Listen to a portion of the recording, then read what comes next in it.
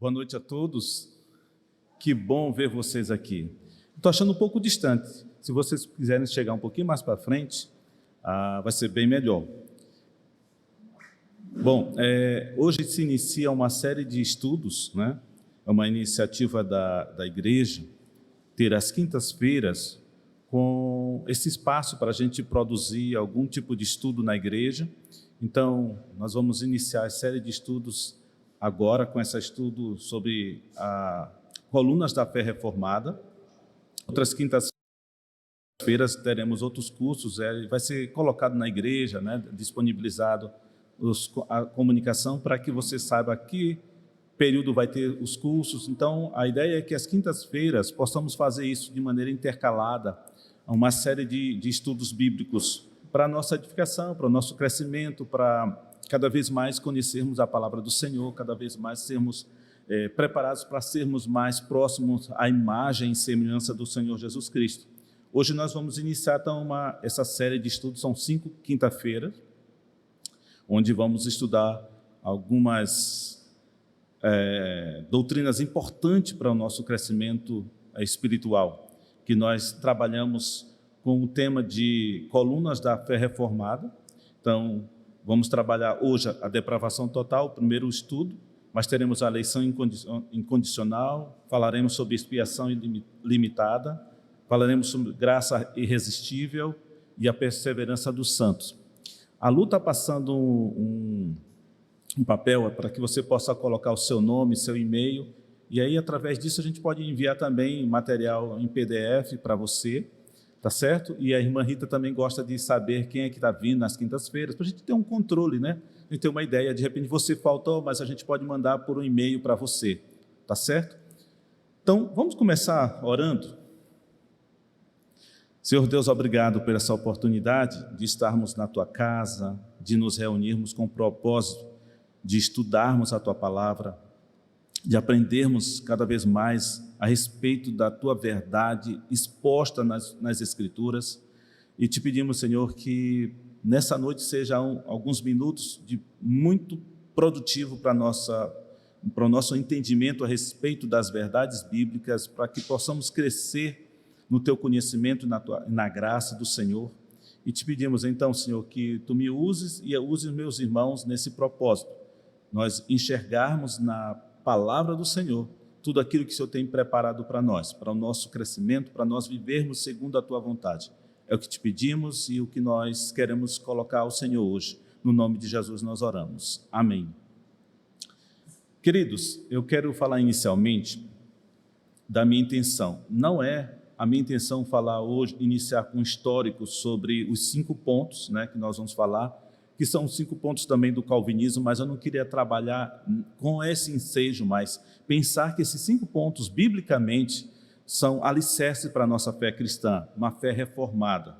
E eu não quero iniciar com histórico, como isso começou, se isso é uma resposta aos arminianos, a questão calvinista. Não, esse não é o propósito. Eu quero entrar direto ao ponto, pensar naquilo que é mais importante. Essas verdades, nessas doutrinas, nos ajudam muito a conhecer a palavra do Senhor, de forma como nossa igreja tem pensado, como a liderança espiritual dessa igreja tem pensado, uma igreja reformada, uma igreja baseada nos estudos bíblicos, uma visão reformada. Então, meu objetivo é apresentar uma posição bíblica sobre esses 5 pontos, que são importantes para a nossa fé, como eles nos ajudam no aprofundamento sobre Deus, sobre o homem, entendermos sobre salvação, pensarmos na expiação, pensarmos na segurança da nossa salvação, e o propósito também de pensarmos sobre a adoração. Quando nós entendemos a verdade da palavra, nós podemos adorar de maneira que o Senhor seja glorificado, que o Senhor seja exaltado. Conhecendo a verdade, nós podemos oferecer ao Senhor uma adoração que Ele considere uma adoração digna do Deus pelo qual se revelou a nós. É claro que esses 5 pontos que eu pretendo trabalhar com vocês nessas quinta-feiras não vai esgotar, não vai exaurir a riqueza da teologia reformada. Não, isso aqui é um panorama, é um pontapé inicial. Nós podemos depois, para frente, buscar aspectos desses estudos e destrinchar mais ainda, aí eu posso conversar com o pastor Marcos, a gente pode, quem sabe, vir depois, em outra série, fazer algo dessa natureza. Tá? Então, nós nunca vamos exaurir tudo, a riqueza da palavra do Senhor. Na verdade, nós vamos nos aprofundando cada vez mais, e essa ideia é buscar no Senhor esse entendimento. Então, esses 5 pontos, eu quero que possamos ver que isso evidencia o ponto central de Deus, que é a salvação do homem. Esses 5 pontos nos ajudam a entender essa linha do tempo que Deus tem trabalhado desde Adão até os nossos dias, buscando se apresentar como Deus suficiente para a salvação, e que o propósito de Deus é resgatar o homem do império das trevas, desse estado caído que se encontra, e trazer de volta para uma perfeita comunhão, um relacionamento que Ele pensou desde a eternidade para nós. Portanto, então, essa é a intenção, aprofundar esses estudos com uma experiência no conhecimento da graça de Deus e honrar o Senhor quando a gente entende isso, para entender e crer, né, que a verdade de Deus é a verdade revelada a nós. Então, buscamos, com esse estudo, início desse estudo, termos uma experiência ainda mais aprofundada da graça do Senhor. Então, nós temos então o início do primeiro estudo, que é a depravação total. Quero que você leia comigo, vou pedir para Anderson também botar aqui para nós, Romanos 3, capítulo 3, versículos 10, 11.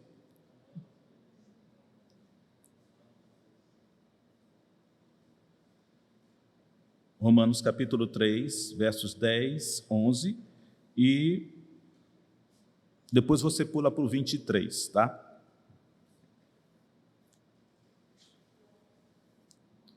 É bom ver as pessoas com a Bíblia também. É legal ter a projeção, mas é muito bom a gente ter a Bíblia na mão, né? Fazer o exercício de buscar na palavra os versículos. Quando a gente está tão acostumado só com essa tecnologia favorável a gente, né? A gente acaba esquecendo que Romanos está ou no Novo ou no Velho Testamento, né? Então, é uma forma de manter também o contato direto com a palavra. Diz assim a palavra do Senhor: como está escrito, não há um justo, nenhum sequer. Não há ninguém que entenda, não há ninguém que busque a Deus. Versículo 23 diz: pois todos pecaram e destituídos estão da glória de Deus.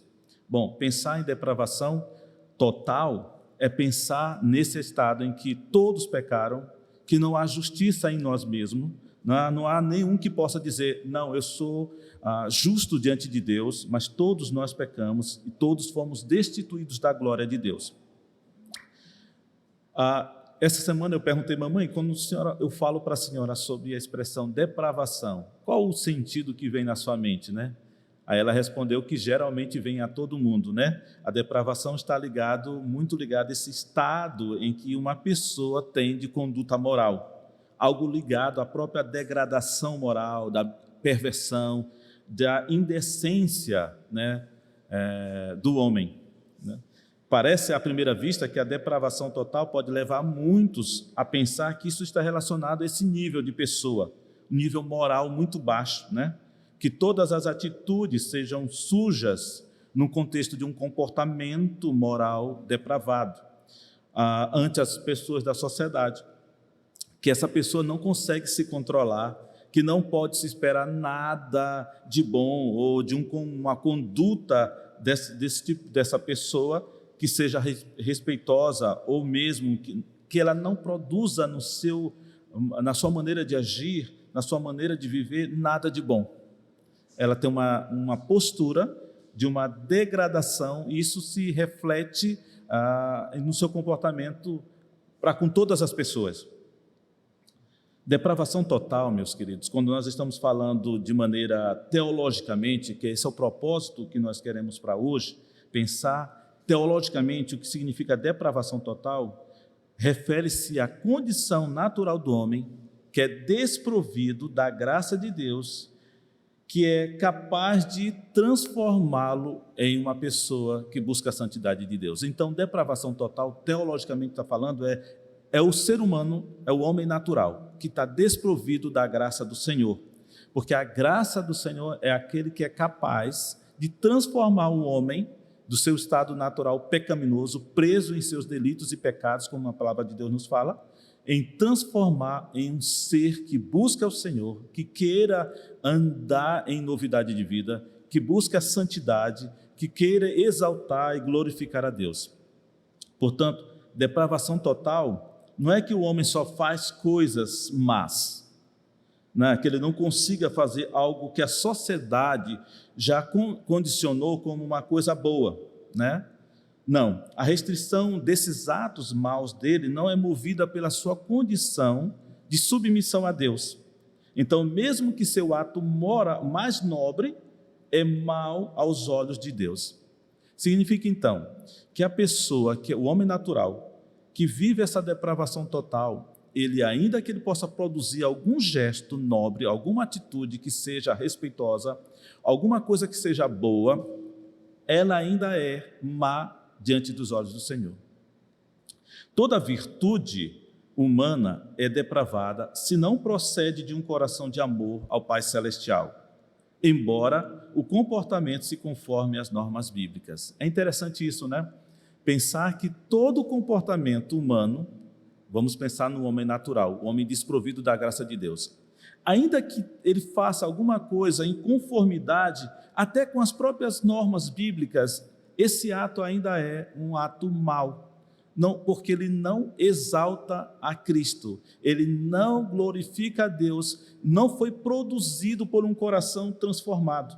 Vamos pensar, alguém que tenha toda sexta-feira aquela atitude de uma praça pública, a um retorno, e pense naquelas crianças que estão ali, sujeitas ao tempo.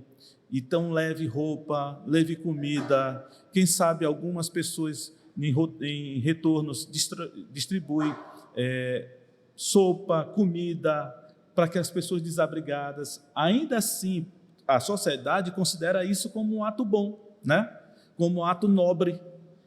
E isso está em conformidade com a palavra de Deus, porque a palavra de Deus nos ensina que nós devemos amar o nosso próximo, que devemos considerar o nosso próximo, que nós devemos cuidar das pessoas menos favorecidas. Isso está na palavra de Deus, dentro dos princípios bíblicos. Mas veja só, ainda assim, essa virtude humana é depravada, porque ela não procede de um coração de amor ao Pai Celestial. Ou seja, essa pessoa que faz esse gesto, ela ainda é assim depravada. Por quê? Porque não foi um coração movido para glorificar a Deus. Toda e qualquer atitude nossa, meus irmãos, eles devem ser movidas pelo Espírito Santo que habita em nós, que nos transforma a olhar para Deus, para que Ele seja glorificado toda vez que eu faça qualquer ato, seja ele considerado pela sociedade um ato bom, um ato nobre. Adão e Eva foram criados perfeitos, puros, inocentes. Eles estavam em estado de integridade. Eles viviam em plena comunhão com Deus. Eles, porém, caíram em pecado e toda a raça humana foi precipitada nesse abismo de depravação total, pois todos estávamos em Adão. Se você pegar Romanos 5,12, você vai ver esse texto de Paulo falando a respeito disso. Então, quando Adão e Eva foram criados, eles foram criados em foram perfeitos, criados perfeitos para um propósito do Senhor. Eles estavam em um estado de inocência, de integridade, não havia culpa sobre eles. E eles agiam então em conformidade para o qual eles foram criados, para a glória de Deus. Contudo, quando eles caíram, eles entraram nesse estado em que o homem natural se encontra, em depravação total. Ou seja, vamos tentar esclarecer um pouquinho mais isso. Depravação total é que todas as esferas humanas são atingidas pelo pecado. Tá, eu vou usar aqui, esqueci de falar para vocês quais são os 2 livros que eu estou utilizando. Estou usando um livro de John Piper que fala desses 5 pontos, está ali praticamente literal o que eu estou falando aqui dos estudos de John Piper, e estou usando um outro autor que eu gosto muito, Anthony Hockman, que é Criados à Imagem de Deus, para esse ponto aqui que é a depravação total. Eu aconselho quem quiser ler depois, é um livro maravilhoso para estudar, Criados à Imagem de Deus, de Anthony Hockman. Então, Anthony Hockman, ele fala que o homem foi criado assim. Deus, quando nos criou, ele nos criou de uma maneira estrutural e de uma maneira funcional. A estrutura é tudo aquilo que provém para esse homem realizar. Então, vamos pensar, as habilidades, as competências, os dons, é a parte estrutural. O homem é capaz de gerenciar bem, administrar bem, o homem é capaz de criar coisas, o homem é capaz de produzir coisas belas, mas ainda assim, se isso não foi produzido por um coração que foi transformado por Deus, ele ainda é um ato mal diante da santidade de Deus. Então, Hockman fala que quando o pecado entrou na realidade humana, isso afetou tanto a estrutura quanto a função. A estrutura foi arranhada. Nós ainda assim somos capazes de produzir muita coisa. Fazemos muita coisa. Mas a função, ela foi destruída do homem.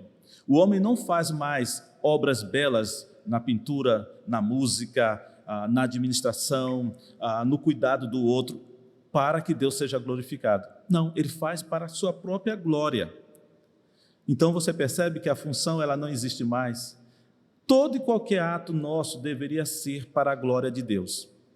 Quando nós não fazemos assim, a gente não está glorificando a Deus e nós estamos pecando diante de Deus. Então o homem natural, ele não entende dessa forma, porque sua mente ainda não é transformada, como o próprio Paulo fala em Romanos capítulo 12, de uma mente transformada, que não se conforma com este presente século, com essa estrutura apresentada dentro da nossa cultura, que afronta a Deus. Por isso que Hockman fala que a função foi destruída, embora a estrutura não. Então, Paulo fala, todos pecaram, em Romanos 3:23, então todos foram destituídos da graça ou da glória de Deus. Isso, queridos, o que alcançou? Isso abriu um abismo. Essa tragédia do pecado abriu um abismo entre o homem e Deus, pois o pecado faz separação, afastou o homem de Deus, do próximo e da criação. Lembra que eu falei há uns domingos atrás sobre como a imagem do homem foi criada? E eu trabalhava muito esse assunto de Hockman aqui, que nós tivemos inicialmente a imagem de Deus perfeita em nós. Adão estava em seu estado de integridade. Quando Adão peca, há uma depravação, uma perversão dessa imagem, e a partir daí se criou esse abismo. E quando ele faz isso, quando Deus criou o homem, criou para 3 funções: amar a Deus sobre todas as coisas e servir a Deus, amar o seu próximo e servi-lo, e amar a criação e cuidar dessa criação. Então, esta depravação total afeta esses aspectos também, para o qual o homem foi criado, para o propósito que Deus criou o homem. Essa triologia, ou essa tríade aí, de amar a Deus, amar o próximo e cuidar ou dominar a criação, como está escrito na palavra, que significa cuidar. Então, depravação total significa que o pecado afetou a imagem criada de Deus.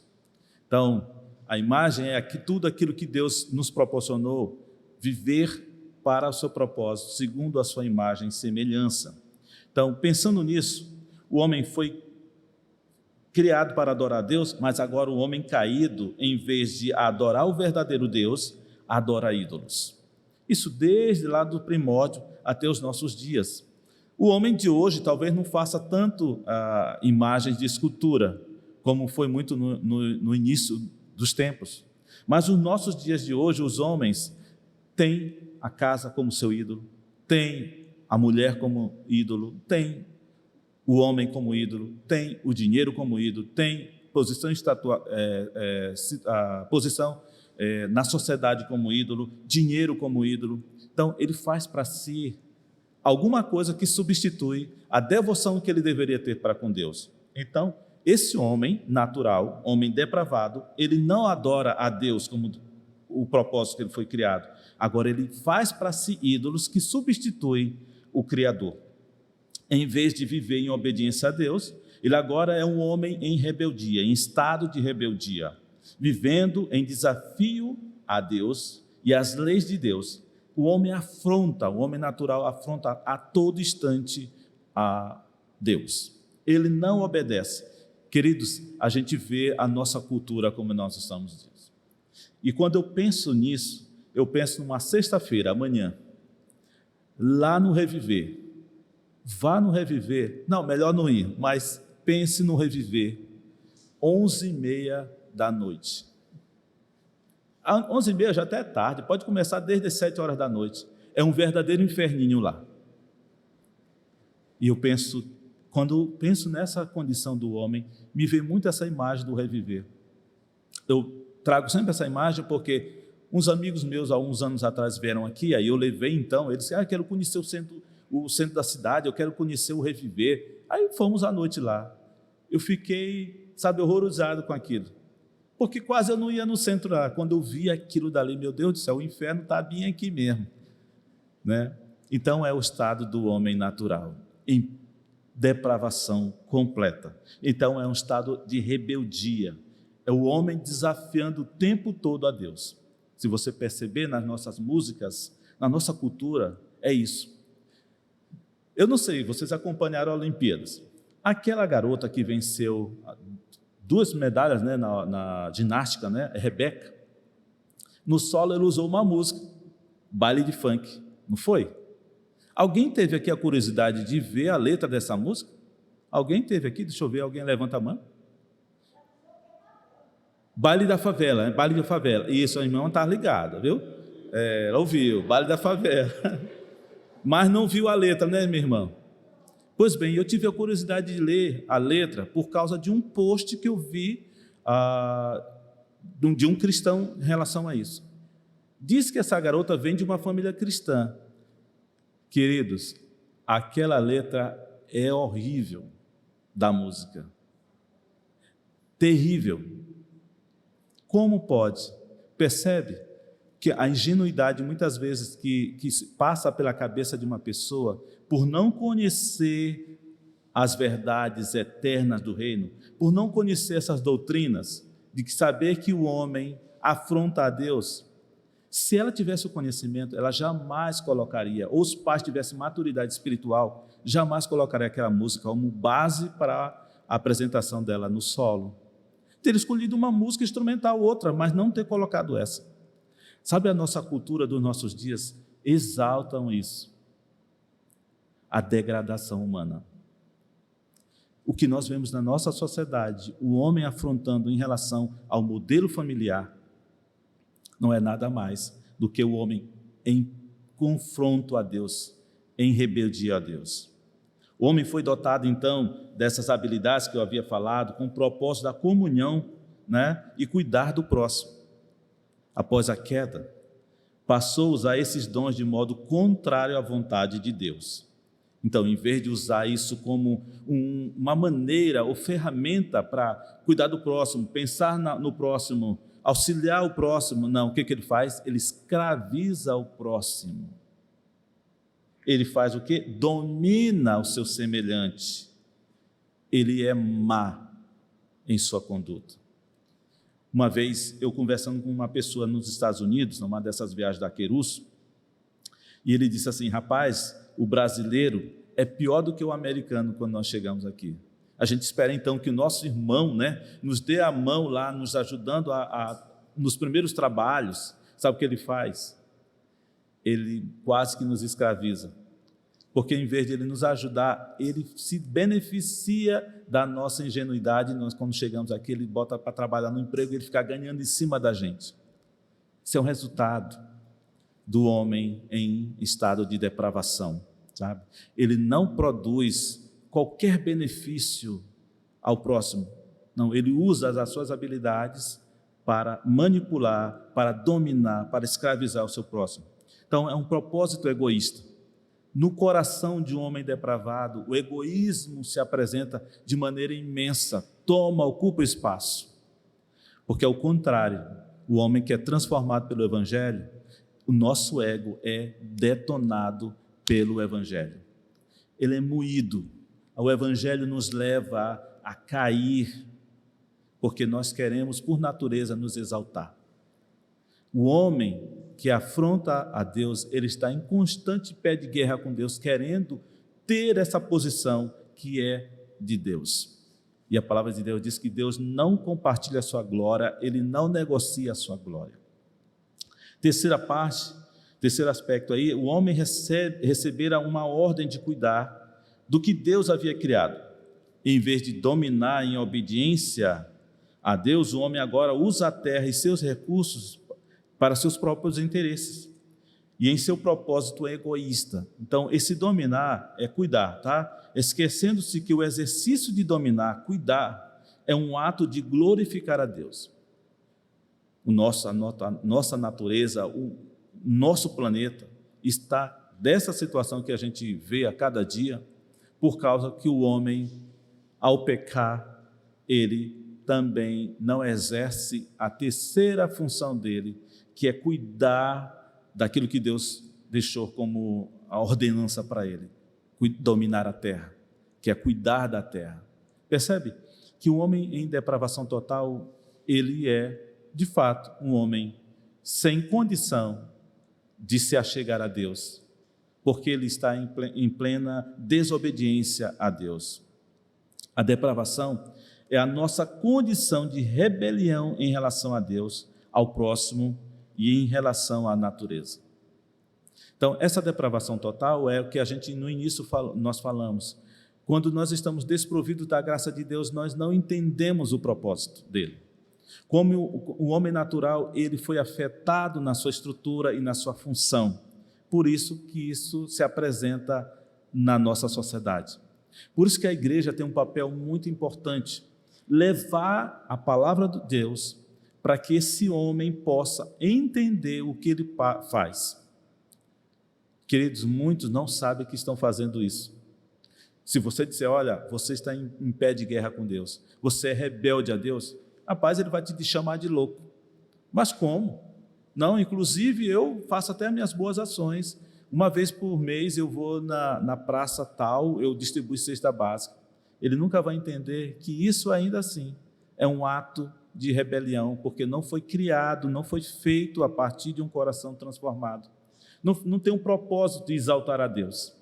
Nós fomos criados com esse propósito, para a glória de Deus. E quando não entendemos isso, quando a pessoa não entende isso, ela não anda nos princípios do Senhor. Olha, e isso aqui eu trouxe para nós pensarmos, porque dentro da igreja há quantas pessoas ainda muito, como eu poderia dizer, que não conhecem ainda isso, não conseguem entender isso. Pessoas que nunca cresceram na fé, e por não crescer na fé, no conhecimento da palavra de Deus, anda tropeçando na sua conduta em relação a Deus, em relação ao próximo, em relação à natureza, porque fomos criados para esses propósitos. Portanto, então, a depravação total, ela se apresenta pelo menos em 4 sentidos para nós, né? Primeiro, é uma rebelião contra Deus, e essa rebelião é total, é o que eu vim falando. O homem natural não tem prazer nas coisas de Deus, não há santidade e nenhuma submissão espontânea à autoridade soberana. Isso não significa que tais homens não expressem nenhum tipo de religiosidade. Alguns podem até ser muito religiosos. Se você pegar Mateus, depois pode ler em casa, Mateus 6, de 1 a 18, o Senhor no Sermão do Monte, ele vai estar falando sobre isso. Aquele que se levanta nas esquinas, nas praças para orar, né, alto, para que as pessoas possam ver. Se ele dá uma esmola, ele quer que as pessoas vejam, ou seja, ele não faz por uma ação de um coração transformado. É um coração egoísta, é um coração que deseja a glória. E o Senhor Deus diz, essa glória aqui dos homens eles já receberam, mas não participará da minha glória nos céus. Então, esse homem, ele tem ações religiosas, né? Os seus atos de orar, de jejuar, fazem parte de um homem religioso, mas que está em perfeita rebelião contra Deus. Para esses, a religião acaba sendo um dos principais meios de ocultar a sua indisposição de abandonar a autoconfiança e de depositar todas as suas esperanças na misericórdia imerecida de Deus. Isso é muito interessante. A religião acaba sendo um disfarce para a autoconfiança do homem, para o homem que não se submete à vontade de Deus, mas ele se engana. Ele se engana, só que ele não pode enganar a Deus. Deus sonda os nossos corações. Deus conhece as nossas intenções, a profundeza do nosso coração, dos lugares mais escuros que tem no nosso coração, dos desejos mais perversos ou desejos que não deveriam existir no nosso coração. O Senhor sonda, o Senhor conhece. O homem, na sua religiosidade, acha que pode, de certa forma, mercadejar com o Senhor. Essa autoconfiança é como se o homem, nessa ideia de jejuar, de orar, ele está barganhando com Deus, como se ele tivesse a condição de se auto-justificar. É como se ele apresentasse para Deus: olha aqui, ó, o meu currículo de bom comportamento. Todos os domingos eu estou na igreja. Eu não falho, o meu dízimo é o primeiro que eu recebo, eu já separo, já mando para o irmão Luiz, né? Eu não perco uma reunião de oração, estou sempre lá. Não, não é isso que o Senhor espera. Queridos, um certo homem natural não busca Deus. É certo que o homem natural não busca Deus. Como está escrito, não há nenhum justo sequer, acabamos de ler no início, não há ninguém que entenda, não há ninguém que busque a Deus, Romanos 3, 10 e 11. Olha, se Deus não for atrás, o homem não vem. Ele pode se disfarçar de religioso, ele pode até ser uma das beatas que passam todos os dias às 5 horas da tarde para uma atividade religiosa. Pode ser até aquele que todos os domingos está na igreja cristã, evangélica. Mas se ele não foi transformado por Deus, ele continua em sua rebelião, resultado da depravação que há em seu coração, que há uma perversão, também nós podemos traduzir para a condição do homem. Toda ação que leva o homem em direção à luz é um ato de Deus. Sabe, aqui na salvação não há o sinergismo, não há duas forças cooperando para a salvação do homem. O homem ele é religioso, ele dá muitas ofertas, ele dá o dízimo, ele oferece cestas básicas, ele é de muita oração. Não, isso não traz a salvação. O sinergismo são duas forças atuando na salvação. Salvação é um ato único, exclusivo de Deus na vida do homem. É o monergismo que a gente chama. A única força atuando ali é a bondade, misericórdia, a graça de Deus. É um ato exclusivo de Deus. É o homem sendo tirado do império das trevas, conduzido para o reino do Filho do seu amor. É isso que a palavra de Deus nos ensina quando o Senhor nos alcançou. O apóstolo João nos diz: pois todo aquele que pratica o mal aborrece a luz e não se achega para a luz, a fim de não serem arguídas as suas obras.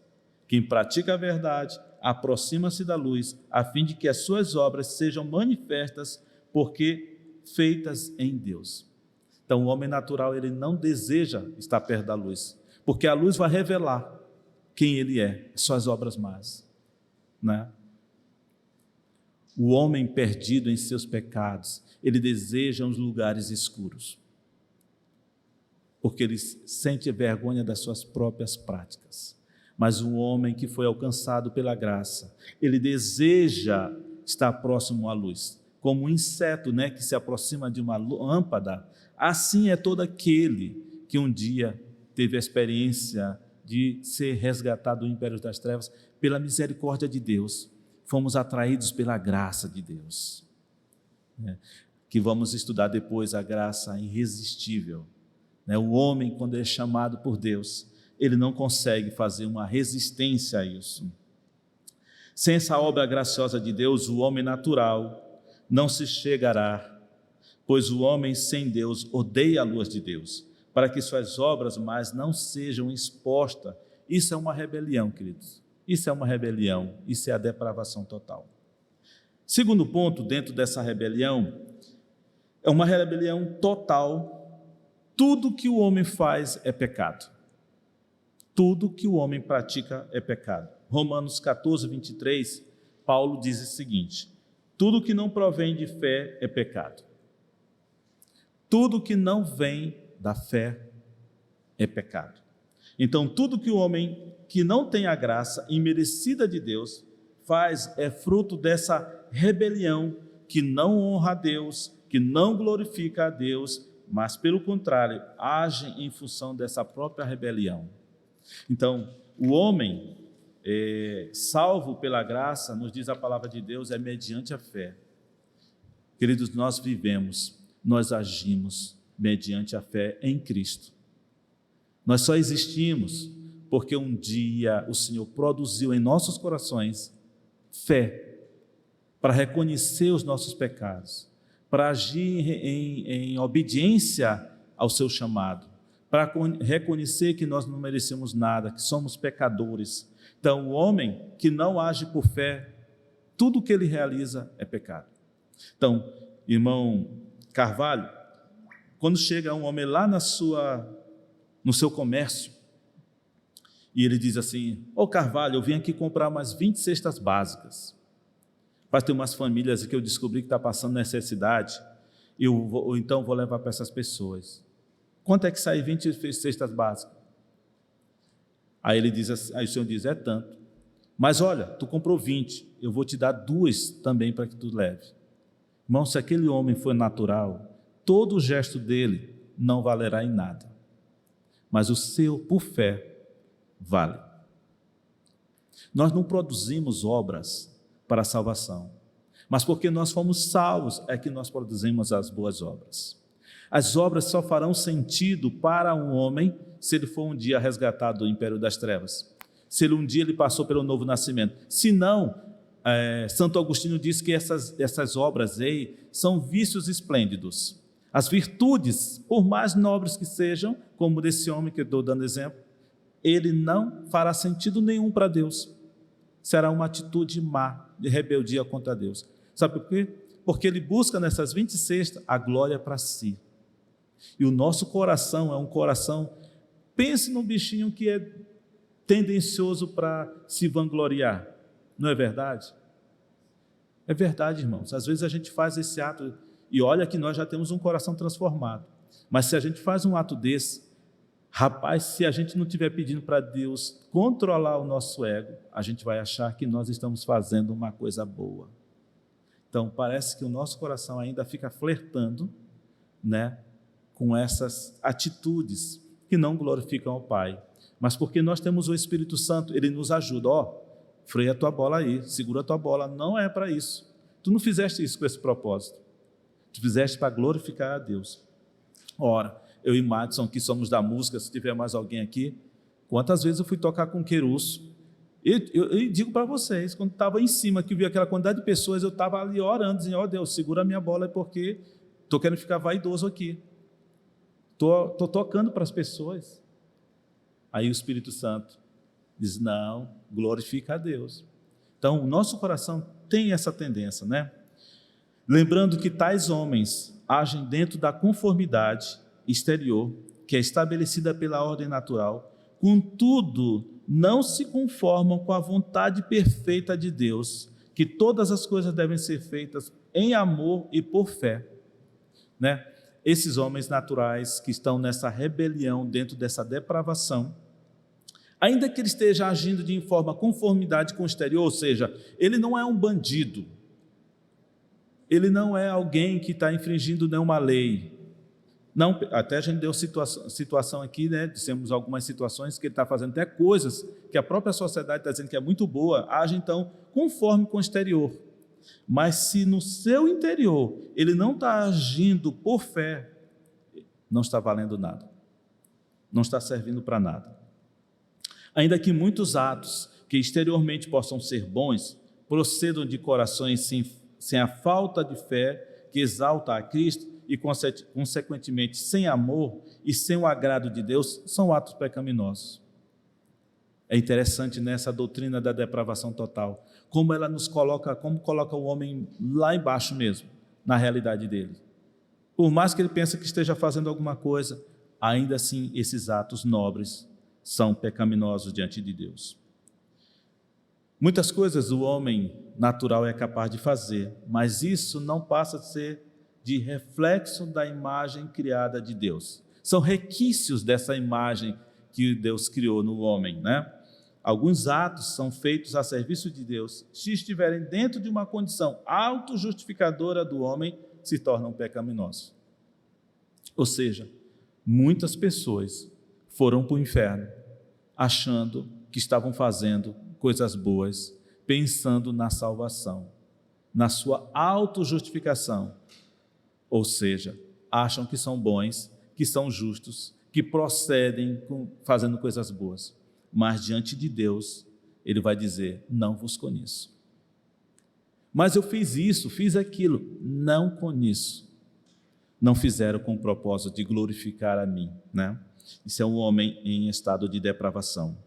Em Romanos 7, versículo 18, Paulo diz, eu sei que em mim, isto é, na minha carne, não habita bem nenhum. Paulo nos mostra essa carne, a realidade humana, desprovida de qualquer bondade, de qualquer justiça. Se não for a Cristo, não serve. Vai nos mostrar a realidade do homem caído. Essas palavras do apóstolo Paulo evidenciam uma verdade em que todos nós, na carne, no seu estado natural, evidencia a rebelião. Não podemos pensar ou sentir que seja bom. Portanto, sem a obra do Espírito, não podemos pensar ou realizar nada que Deus aprove. Nada que o homem natural venha a fazer, Deus vai aprovar, porque o Espírito Santo ainda não habita nele. Porque ousarei de dizer alguma coisa que Cristo por mim não tenha feito para fazer obedientes os gentios por palavra ou por obras. Romanos 15, 18. Paulo está explicando. Cristo, meus irmãos, é tudo. Nós só podemos fazer qualquer coisa que proceda para a glória de Deus se for por fé em Cristo. Nada será capaz de ser alguma coisa aproveitável se não for por fé. Tudo é pecado se não for um ato de Deus na vida da gente, modificando o nosso caráter, nos dando o sentido real para que existimos e por que Deus nos salvou, para a sua glória. Enfim, os atos praticados que estejam em conformidade com o exterior à vontade revelada de Deus não é justiça em relação a Deus. Não é praticada como fruto de confiança nele para a sua glória. Os que praticam não confiam em Deus como sua fonte de seus recursos, embora lhes dê tudo. E a honra de Deus não é exaltada, embora seja a sua vontade em todas as coisas. Tudo é para a glória de Deus. Queridos, qualquer atitude que o homem venha fazer, que ainda que seja, como a gente tem frisado, em conformidade com a vontade exterior ou vontade revelada de Deus, se isso não provém de um coração transformado, isso não é justiça diante de Deus. Isso não é aproveitável, em outras palavras. Nada serve, não trará a glorificação de Deus, ele não será exaltado. Então, isso não é honra, isso não provém de um coração transformado. Entendemos, então, que esses atos que a gente julga bons fazem parte dessa rebelião e não são bons em sua última análise, no sentido que realmente importa em relação a Deus. Jacinto, então, se teu vizinho, que a turma toda ali da vizinhança venha dizer, rapaz, pense num cara bom, esse sujeito aí, pensa num cara bacana, um cara que tem dinheiro, é um cara que ajuda os meninos aqui, querem jogar uma bola, ele compra equipagem, mas ele compra para essa turma de pessoas que vem aqui toda semana pedir dinheiro ou pedir uma ajuda, ele sempre reserva, sábado ele dá federal a ele, compra a cesta básica, dá o dinheiro para o pessoal que precisa. Jacinto, de nada isso vai valer se o coração desse homem não foi transformado pela fé em Cristo. se a graça de Deus não tiver alcançado. Pode ser bonito para a sociedade, pode ser em conformidade com o exterior, mas se não for movido por um coração que produz e que faz por fé, não serve, é pecado. Ainda assim, não terá proveito algum. É como um som que você bateu e o vento levou e não produz nada. Terceira parte, a incapacidade do homem de submeter-se a Deus e fazer o bem é total. Sabe, o homem natural, ele não se submete. A palavra de Deus em Efésios diz que nós andávamos conforme o curso deste mundo, filhos da ira, rebeldes contra Deus, né? Por isso, em Romanos 8, versículo 7 e 8 diz: por isso, o pendor da carne é inimizade contra Deus, pois não está sujeito à lei de Deus, nem mesmo pode estar. Portanto, os que estão na carne não podem agradar a Deus. Os que estão em seu estado de perversão ou de depravação total produzem sempre em função da carne e estão continuamente em inimizade contra Deus. Nunca vão agradar a Deus. Portanto, não existe essa coisa de, não, ele é bom, então ele merece a salvação. Ele é bom, e alguém diz assim, não, ele tem um lugar assim separado lá no céu. Pastor Madison outro dia trouxe até uma palavra que às vezes a gente mente em velório, né? Rapaz, pensa em um cara bacana aí, né?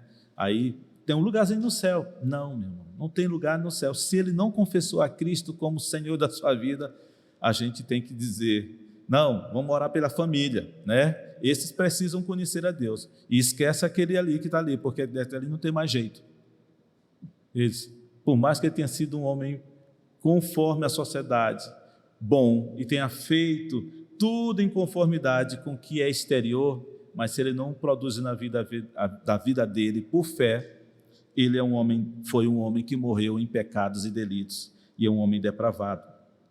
O que o Paulo está nos dizer aqui é que o homem natural tem uma mentalidade que não se submete e nem pode se submeter a Deus. O homem não pode se ofertar em sacrifício vivo, santo e agradável a Deus. O homem natural não apresenta o que Paulo diz, olha, pelas misericórdias de Deus, apresentei-vos como sacrifício santo e agradável a Deus. A sua vida não é um sacrifício vivo, santo e agradável, é um sacrifício morto, que fede diante do Senhor, porque o pecado o Senhor Deus abomina, e o homem em estado de pecado não pode coabitar na santidade de Deus, diante da santidade de Deus. Isso nunca será agradável a Deus. Em Efésios 2:1 diz que todos nós estávamos mortos em nossos delitos e pecados. Então, estando mortos, não haveria como realizar nada que glorificasse a Deus. Não poderíamos agir em virtudes espirituais. Esse coração é cego, é um coração incapaz de ver a glória de Deus em Cristo. 2 Coríntios 4, de 4 a 6, a gente pode ver esses textos que vão reforçar isso. Éramos totalmente incapazes de restaurar a nós mesmos. Essa era a nossa condição, meus queridos. Incapazes de restaurar a nossa condição. E quarta, última posição sobre a rebelião que o homem natural vive e que nós vivíamos assim, porque eu creio que todos aqui já foram salvos pela graça. Se não é salvo pela graça, saiba que você está nessa condição, em rebelião contra Deus, em profunda depravação total. Diz que a nossa rebelião, quando nós éramos homens naturais, é merecedora de punição eterna. Isso aqui é profundo. O pecado, para Deus, é tão sério que a punição do pecado foi uma punição eterna. No final de Efésios 2:3 diz, éramos filhos da ira. Isso significa que andávamos em desobediência e sob a ira de Deus por causa da corrupção do pecado em nosso coração. A realidade do inferno é a acusação clara de Deus sobre a infinitude da nossa culpa. Veja em que situação nós estávamos numa condição, eu vou usar essa expressão, lascados. Se não fosse a misericórdia de Deus em nos alcançar, nós devíamos dizer um brado de vitória a Deus, de glória a Deus, porque o pecado é tão sério para Deus que a punição é a eternidade do inferno. Diferente com que muitos dizem que uma hora vai cessar, né? Não, a punição nunca vai cessar para aqueles que foram rebeldes e nunca aceitaram a mensagem do Evangelho. Essa realidade do inferno é uma acusação clara de Deus sobre a infinitude da nossa culpa, do pecado que cometemos contra Deus. Todos pecaram. Nós estávamos representados em Adão, o nosso DNA era de Adão, mas quando Cristo nos salvou, nós temos agora um novo representante. Nós agora somos representados por Cristo. O novo Adão, o DNA do novo Adão é que nos dá permissão de sermos chamados filhos de Deus, poder de sermos filhos de Deus. Esse novo DNA é que vai nos permitir viver em família de Deus, na eternidade da glória com Ele. Veja o quanto nós fomos beneficiados na graça de Deus, o amor de Deus nos tem alcançado. Não merecemos nada, mas Deus, pela sua bondade, nos alcançou, nos libertou do império das trevas. E eu quero resumir então, dizendo que a verdade terrível da depravação total. Resumindo, o que vimos, a depravação total é a total falta da graça regeneradora de Deus na vida de um homem. Significa que a nossa rebelião contra Deus é total. Tudo o que fazemos é pecaminoso. Somos incapazes de submetermos a Deus ou de restaurar a nós mesmos. É total e somos, portanto, merecedores de punição eterna. O grande desafio para nós é admitir que a condição humana é realmente tão má. Mesmo que o homem venha a praticar algum ato de bondade, ainda assim será pecado se isso não for motivado por um coração transformado pelo Espírito Santo. Se a visão que temos sobre nós mesmos como sendo bons ou como menos do que total discordância com Deus, nossa compreensão da obra de Deus na redenção será deficiente. Não conseguiremos entender esse propósito, essa grande obra de Deus, a redenção que Ele fez para nós em nossa vida. Porém, se nos humilharmos sobre esta verdade terrível da nossa depravação total, estaremos em condições de ver e apreciar a glória e a maravilha da obra de Deus na redenção. Meus queridos, se nós não entendermos isso, não enxergarmos essa condição em que um dia nós vivíamos, ou se nesse auditório tiver alguém que ainda não aceitou a Cristo como Salvador, ainda não entendeu o propósito de Deus, hoje é um dia para você dizer: sim, Senhor, eu quero essa graça maravilhosa sobre mim. Porque esse estudo nos fala sobre a depravação total, nos leva a entender que o homem natural é merecedor de toda a punição eterna, porque todos pecaram, e aquele que não confessa a Cristo como seu Senhor, ele tem sobre si a acusação de Deus, que é infinita. Ele é devedor, ele tem uma culpa.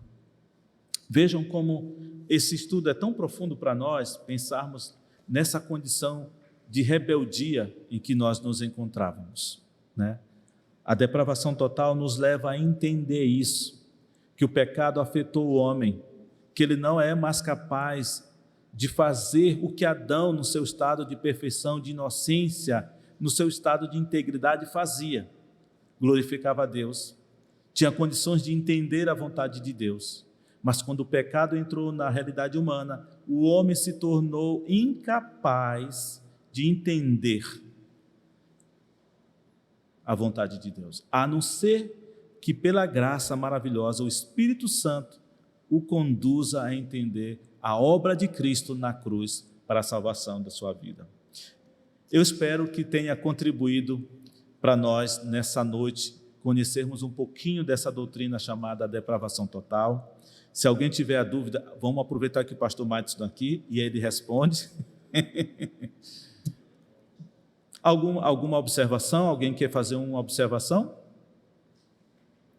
Gostaria de fazer um posicionamento? Se não tiver, a gente fecha aqui, e aí a gente tem a oportunidade também de lançar no grupo da igreja. Alguma dúvida também pode lançar lá e a gente responde na outra quinta-feira. Tá bom? Vocês gostaram? Foi bom? Então, quinta-feira estamos juntos aqui de novo. Quinta-feira nós vamos trabalhar a graça irresistível. Depois da depravação, nós vamos entender essa graça nos alcançando, né? Graça irresistível, o segundo estudo que nós vamos trabalhar na quinta-feira que vem, às 19h30. Vamos orar para fechar?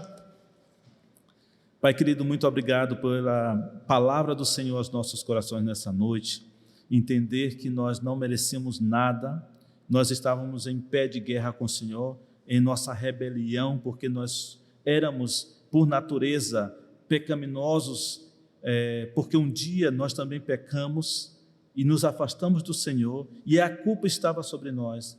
Mas o mais importante é que nós, entendendo a nossa condição depravada, ou seja, uma condição que não tínhamos a Tua graça sobre nós, agindo em nossa vida, nos fazendo entender que éramos pecadores, merecedores de punição eterna, mas pela Tua obra, Senhor, a obra do Teu Filho Jesus Cristo, nos deu vida e vida eterna. Muito obrigado, Senhor, por esse entendimento. Nos conduz no crescimento da Tua palavra, Pai. Abençoa cada um que esteve aqui nessa noite e que possamos crescer no Teu conhecimento e na Tua graça. É o que te pedimos no nome de Jesus Cristo.